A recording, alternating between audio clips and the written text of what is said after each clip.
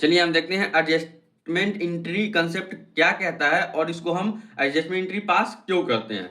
तो adjustment entry concept, accounting period के and में कुछ ट्रांजैक्शन या आइटम जो रिकॉर्ड नहीं हो पाता या पार्शली रिकॉर्ड हो पाता है या उसमें करेक्शन की जरूरत है, उसलिए हम एडजस्टमेंट एंट्री पास करते हैं ताकि प्रॉफिट सही दिख सके, असेट एंड लायबिलिटी सही दिख सके और अक्रूवल कंसेप्ट फॉलो हो सके। तो क्वेश्चन आता है कि एडजस्टमेंट एंट्री की जरूरत क्यों पड़ती है, नीड क्या है। तो दो कंसेप्ट है, अक्रूवल कंसेप्ट और मैचिंग कंसेप्ट।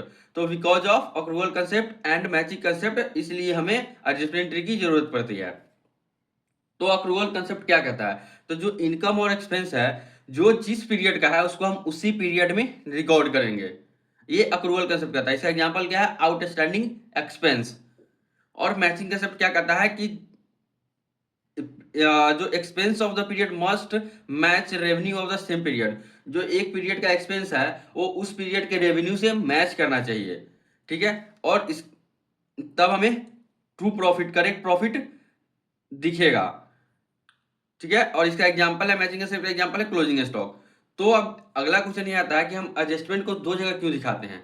तो हम एडजस्टमेंट को इसलिए दो जगह दिखाते हैं क्योंकि जो एडजस्टमेंट ट्रायल बैलेंस के बाहर दिया होता है, और जो डुअल कंसेप्ट कहता है कि एक ट्रांजेक्शन का दो इफेक्ट जाता है, ठीक है। इसके वजह से, क्योंकि वो एडजस्टमेंट में दिया हुआ है, इसका इफेक्ट अभी तक कहीं नहीं गया, इसलिए हम इसको दो जगह दिखाते हैं, पहला पीएनएल या ट्रेडिंग में और दूसरा बैलेंस शीट में। ये इंपॉर्टेंट रूल है कि अगर एडजस्टमेंट ट्रायल बैलेंस के बाहर दिया हो तो उसका दो इफेक्ट जाएगा, अगर ट्रायल बैलेंस में दिया हो, ट्रायल बैलेंस के अंदर दिया हो तो उसका ओनली वन इफेक्ट जाएगा, केवल एक इफेक्ट जाएगा। इसका एग्जांपल है outstanding expense, prepaid expense, accrued income, income received in advance, depreciation, bad debts, provision और क्लोजिंग स्टॉक। होप समझ में आया होगा।